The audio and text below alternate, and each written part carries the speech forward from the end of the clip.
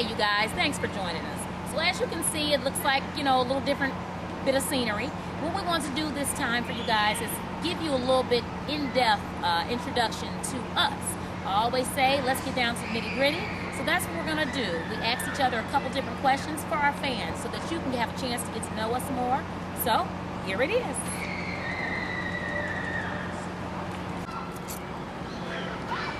Kenny, who are you professionally, personally, and spiritually?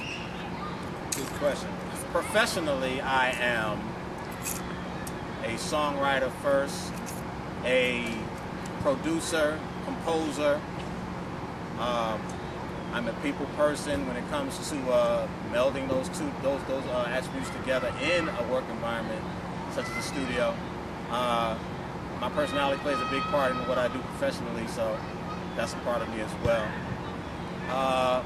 Personally, I am making sure nothing hits me in my head while I do this for you. We're at a park, ladies and gentlemen, so things is happening. Personally, I am a very loving person. I look for it. I desire it. I don't want to say need it, but it is very important to me to be in a loving situation. Personally, my poor son, I take it out on him most of the time, but he loves me, so that's his fault. Spiritually, lately in my life, I've become more aware of my spiritual self. It is the biggest part of me. I realize it drives everything else about me. Not the greatest keyboard player, but I can play it when I'm in the right state of mind, when I'm hearing. Not the greatest singer, but you would think so if you work with me. Not the greatest writer, but I can write you something that'll touch you. You know what I'm saying? And I think all of that is due to spirit, my spirit man, who I'm paying way more attention to these days.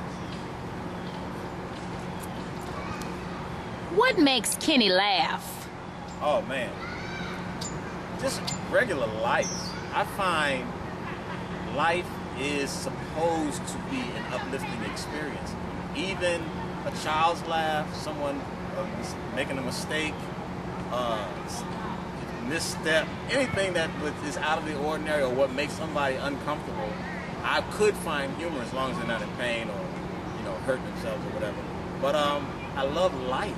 It is the greatest thing. We're here at the highest level of it, as far as I know, to enjoy everything about life, and that's what I do. I'm the man on the natural high, and that's part of it. I love life. It's the greatest thing in the world. Which leads me to question number 2. You're known as the man on the natural high. So who is the most important person to you in the world who keeps you there, and why? Good question.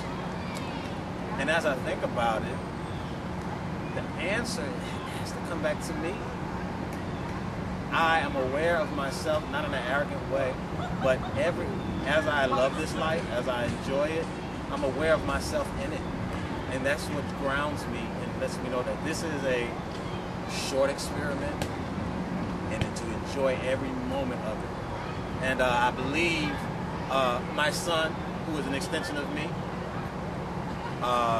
my family back in New York, I think about them daily. I love them.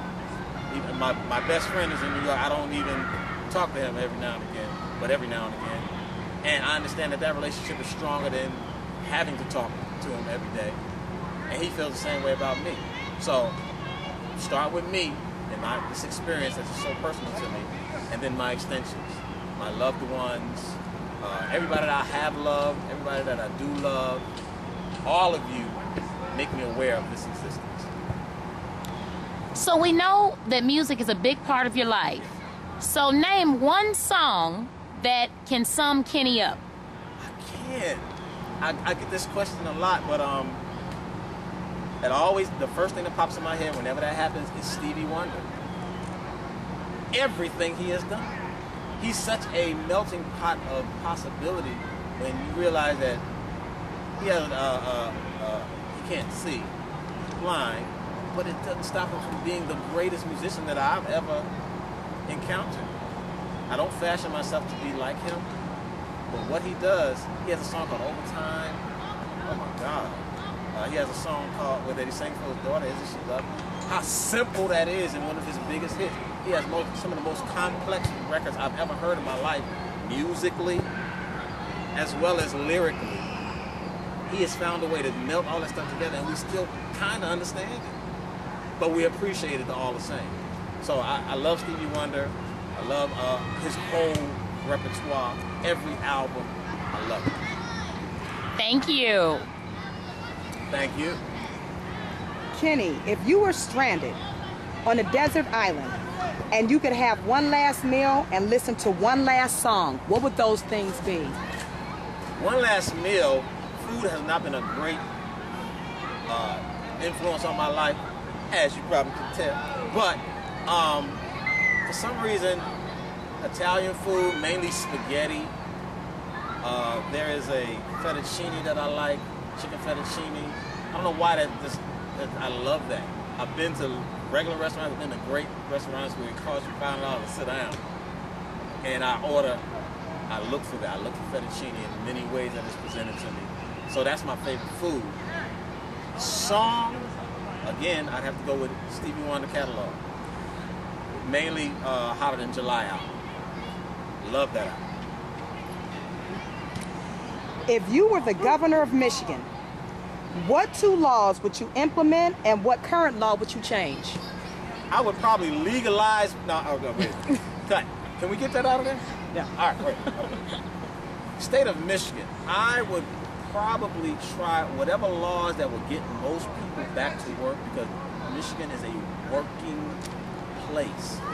Everybody. The kids get jobs at 15. They're at Kroger.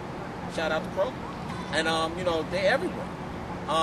So whatever law I could pass, and I would have to get my committee out there to find out what that is, to get most people back to work, that's what I would do.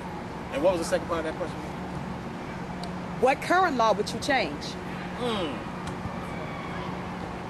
I guess whatever's taking the jobs away. I wouldn't allow these big companies to get out of here without a major penalty. And I would petition my other governors and that nearby states and other places to don't make it so easy for them to come there, because you're putting an undue burden on a great state, which is Michigan. Now, I'm from New York City, but I love Michigan. I've been coming here for over 20 years. It's one of the best places I've ever been, and some of the greatest people on the planet is from here. I've met some beautiful people here. So whatever it would take to right the wrong to the actual people of Detroit and the surrounding cities, surrounding counties and all that stuff, that's what I would do. I don't know. I'm not a great lawmaker. I'm Obama Junior. I ain't as great a political as he is. I know he got the answer. But whatever it would take, I'm smart enough to find out who knows and find out from them. But yeah, whatever will get people back to work and whatever will stop people from losing their jobs. That's what I like. Thank you. If you could start this thing called life all over again, what would you do differently and why? I would probably, and knowing what I know now, I would probably become a little more aware earlier. I wouldn't take anything back from my childhood that made me the person I am today. I know you hear that a lot, but I'm saying that sincerely. I love my parents that I came here through. Love them, all their flaws, all of their whatever they were to me. I love it. Wouldn't change it. But I would become more aware instead of in my mid-30s, late 30s, maybe late 20s. I'll get a 10-year jump on myself that I could be a little more into this. I'll probably be bald still, with a white thing all the way down, sitting Indian style on a mountain somewhere. I feel like I would be on that kind of role. I love this spiritual walk. I love this awareness. And I would just have to get to it early. That's the only thing I would change.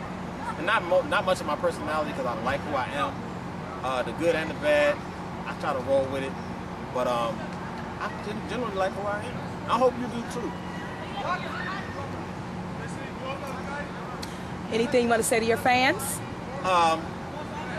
Actually, I would like to say that I am a fan of people. So if you're watching us and you enjoy what you see from us, understand that we are into you as well. Comments, good or bad, keep them coming. I am a fan of yours because I'm a people watcher, a personality seeker. So please show us some more of that so I can enjoy you as much as I hope you're enjoying us. And continue, subscribe. I have great co-hosts. I love them dearly. Wouldn't do this with nobody else unless Stacey Dash was available. But she just have to join us. Stacey, I know you're working, but you know, holla at her. Anyway, I'm sure they're gonna get Denzel and Morris Chestnut, all them people in there. Yeah. But Morris is too tall. I wouldn't be. I sit him all on the other side. But yeah, I love y'all. I hope y'all enjoying us. And if you're not, give us some suggestions so we can turn this thing to where you can incorporate what you believe, so we can express that as well. It's not all about what we know. I want to know you.